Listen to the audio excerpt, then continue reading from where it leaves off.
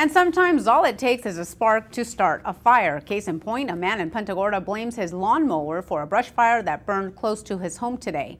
SNN Local News has exclusive video of the flames off of George Avenue and near Vermont Road. Gerard LaFosse used a garden hose to protect his house. This is firefighters fought flames, changing winds, and the fuel for the fire, grass.